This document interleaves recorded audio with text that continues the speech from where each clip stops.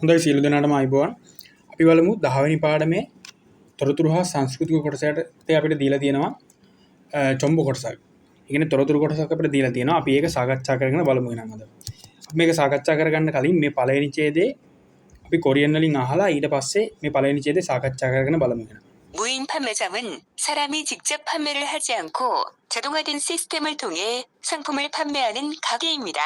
보통 고객이 원하는 상품을 선택한 후 카드나 스마트폰을 이용하여 직접 결제하는 방식으로 운영됩니다.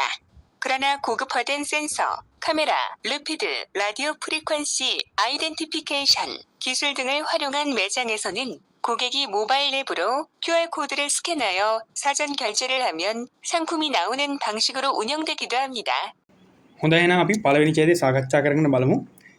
මේකේ මාතෘකාව වශයෙන් අපිට දීලා තියෙනවා මුයින් පම්මෙජොම්.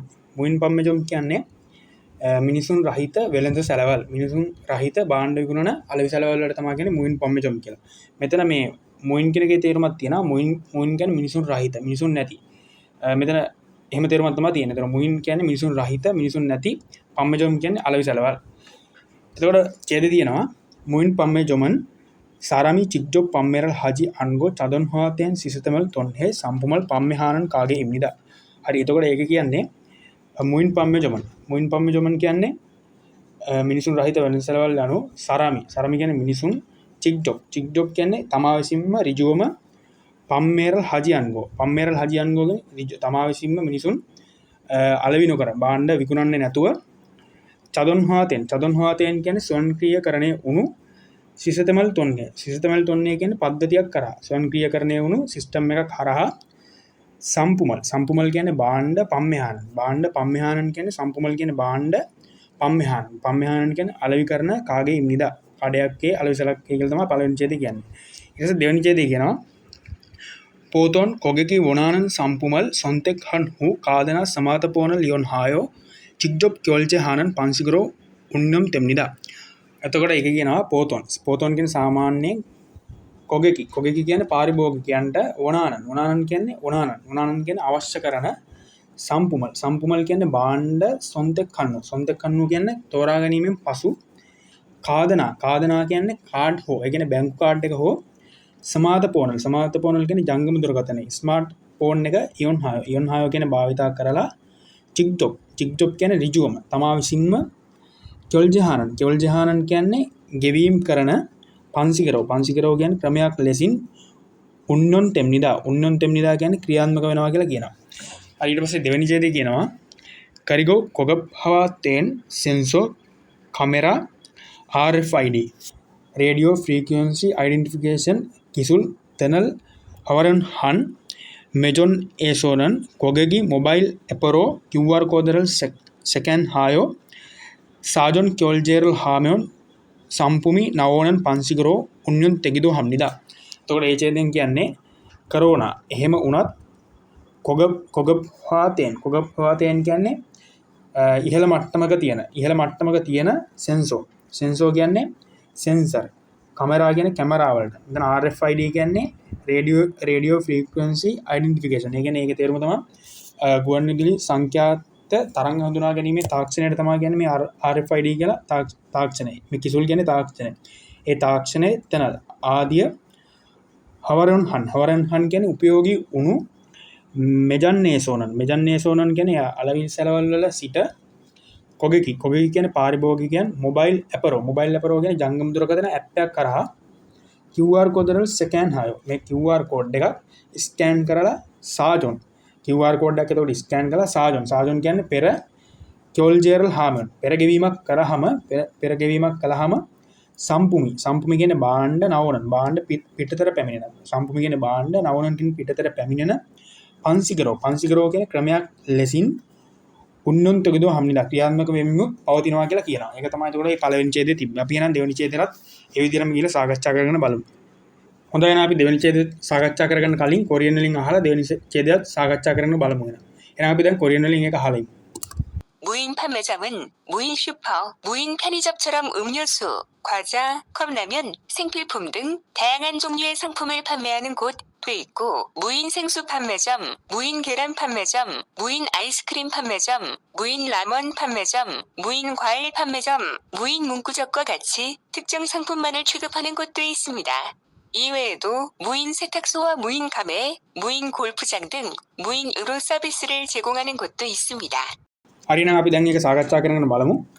එතකොට ඒකේ තියෙනවා මුයින් පම්මේ ජොමන්, මුයින් සුපෝ, මුයින් peonium chorum, amliuso, kawaja, koplameon, sempilpum, then tayanhan tonduwe sampumal, pammehanan, goddo, idgo, muin sensu pammejom, muin keran pammejom, muin ice cream pammejom, muin ramen pammejom, muin gawail pammejom, muin මුන්ගුජොම්වා Kachchi තක්ජොන් සම්පුම් මන් චිගප්හාන් ගොද්දෝ ඉසම්නිදා. එතකොට ඒකෙන් කියන්නේ මුයින් පම්මේ ජොමන් මේ මිනිසුන් රහිත වෙළඳ සැලවල් වර්ග ටිකක් කියනවා. මුයින් සුපෝ කියන්නේ මිනිසුන් රහිත සුපිරි වෙළඳ සැල. මුයින් සුපෝ කියන්නේ මිනිසුන් රහිත සුපිරි වෙළඳ සැල. ඊට පස්සේ කියනවා මුයින් පියෝනිජොම් චොරන් කියන්නේ මිනිසුන් රහිත පහසු වෙළඳ සැලවල්. ඒ කියන්නේ පැය 24 පුරාම විවෘත වෙළඳ සැලවල් විදිහට. ඊට පස්සේ කියනවා අම්ලියෝසෝ කියන්නේ බීම. කවාජා කියන්නේ බිස්කට්. ඊට පස්සේ කියනවා කොප්ලාමෙන් කියන්නේ කප් නූඩ්ලස් වලට. ඊට පස්සේ කියනවා සෙම්පිල්පුම් කියන්නේ දෛනික ජීවිතයේ අවශ්‍ය කරන භාණ්ඩ වලට කියනවා සෙම්පිල්පුම්. තන් කියන්නේ ආදිය. තයන්හන් කියන්නේ නොඑක් වර්ගයේ චොන්ඩුවේ තයන්හන් කියන්නේ නොඑක් වර්ගයේ චොන්ඩුවේ වර්ගයේ සම්පුමල් කියන භාණ්ඩ පම්මෙහාරන් කියන්නේ අලෙවි කරන ගොද්දෝ ඉද්ගෝ කියන්නේ ස්ථානක් තියෙන අතර ඒ වගේ ස්ථානක් තියෙන අතර ඊට අමතරව කියනවා මුයින් සෙන්සු කියන්නේ මිනිසුන් රහිතව අලෙවි කරන පානීය ජලය. කියන්නේ මේ පානීය ජලය විකුණන ස්ථානක් තියෙනවලු. සෙන්සු කියන්නේ පානීය ජලය. පම්මෙජොම් මේවා අලෙවි සැලවල් ඒ අලෙවි මධ්‍යස්ථාන. ඊට පස්සේ කියනවා මුයින් කෙරන් පම්මෙජොම් කියන්නේ මුයින් කෙරන් පම්මෙජොම් කියන්නේ මිනිසුන් රහිත කෙරන් කියන්නේ බිත්තර විකුණන අලෙවි සැලවල්. ඊට පස්සේ කියනවා මුයින් අයිස්ක්‍රීම් පම්මෙජොම් කියන්නේ මිනිසුන් රහිතව අලෙවි කරන අයිස්ක්‍රීම් වෙළඳ සැලවල්. ඊට පස්සේ කියනවා මුයින් රාමෙන් පම්මෙජොම් මිනිසුන් රහිතව වෙළඳාම් කරන මේ රාමයන්. ඒ කියන්නේ නූල් රාමයන් පම්මෙජොම්. ඒ කියන්නේ නූල්ලස් විකුණන පම්මෙජොම් මේ කඩ. ඊට පස්සේ මුයින් ගවායිල් පම්මෙජොම් මිනිසුන් රහිතව අලෙවි කරන පළතුරු වෙළඳ සැලවල්. ඊට පස්සේ මුයින් මුංගුජොම්ගා කියන්නේ මිනිසුන් රහිතව වෙළඳාම් කරන අලෙවි කරන භාණ්ඩ විකුණන මුංගුජොම්ගා කියන්නේ සාමාන්‍ය පොත් සාප්පුවක් කමියුනිකේෂන් එකක් වගේ. කියන්නේ පොත්තෑන් පැන්සල් ඒ වගේ ඩොකියුමන්ට් වගේ දේවල් තියෙන ඒ වගේ වෙළඳ සැලකට තමයි කියන්නේ මුංගුජොම්. ඒ කියන්නේ බුක් ෂොප් එකක් වගේ තමයි ඒක. ඒ වගේ ගුවාකච්චි කියන්නේ ඒ වගේ වැනි තක්ජොන් කියන්නේ විශේෂිත සම්පුම්මන්. ඒ වගේ විශේෂිත සම්පුම්මන්. ඒ කියන්නේ ඒවල විශේෂිත භාණ්ඩ පමණයි. ඒව විතරයි ඒවල තියෙන්නේ. ඒ කියන්නේ වෙන ඒවා කිසිවක් නැහැ ඒවල. මුයින් මෙතන ගත්තොත් මේ මුයින් අයිස්ක්‍රීම් පම්මෙජොම් කියන එක ගත්තොත් ඒකේ අයිස්ක්‍රීම් විතරයි ඒක වෙළඳාම් වෙන්නේ. ඒ වගේ තක්ජොන් විශේෂිත සම්පුම්මන් විශේෂිත භාණ්ඩ පමණක් චිගප්හානන් ගොද්දෝ. චිගප්හානන් කියන්නේ ඒවා පමණක් හසුරවන ස්ථානත් සම්නිදා තියෙනවා කියලා කියනවා. ඊට පස්සේ ඊළඟ විදිහට කියනවා ඉවේදෝ මුයින් සේතක්සෝවා මුයින් කපේ මුයින් ගොල්පජන් තන් මුයිනරෝ සෝබිසරල් චෙගොන්හානන් ගොද්දෝ සම්නිදා. එතකොට ඒක කියනවා ඉවේදෝ මීට අමතරව මුයින් සේතක්සෝ කියන්නේ මිනිසුන් රහිතව අපිට ගිහිල්ලා රෙදි හොද ගන්න පුළුවන් ස්ථාන වලට කියන මුයින් සේතක්සෝ. ඒ වගේ රෙදි සෝදන ස්ථාන සහ මුයින් කපේ කියන්නේ ඒතර කැෆේ වලට මිනිසුන් රහිතව වැඩ කරන කැෆේ තියෙනවා. ඊට පස්සේ කියනවා මුයින් ගොල්පජන් කියන්නේ මිනිසුන් රහිතව ක්‍රීඩා කරන ගොල්ෆ් පිට්ටනි වගේ දේවල්. කියන්නේ ගේම් වගේ ඒ වගේ දේවල් තන් කියන ආදිය මුයින්නරෝ කියන්නේ මේ මිනිසුන් රහිතව මුනිසින් නොමැතිව සෝබිසර සේවා චේගොන්හානන් කියන පිරිනමන ගොද්දෝ ස්ථානත් සම්නිදා තියෙනවා කියලා කියනවා. එතකොට ඒක තමයි ඒ ඡේදය කියන්නේ. අපි එහෙනම් ඊළඟ ඡේදෙට මේ විදිහටම ගිහලා සාකච්ඡා කරගෙන බලමු. හරියනම් අපි අන්තිම ඡේදෙත් කොරියන් වලින් අහලා ඊට පස්සේ මේ ඡේදෙත් සාකච්ඡා කරගෙන බලමු. 이러한 무인 판매점은 24시간 운영되고 있어 언제든지 필요할 때 이용할 수 있다는 장점이 있습니다. 또한 외국인처럼 언어 장벽이 있는 사람들도 자유롭고 간편하게 이용할 수 있습니다.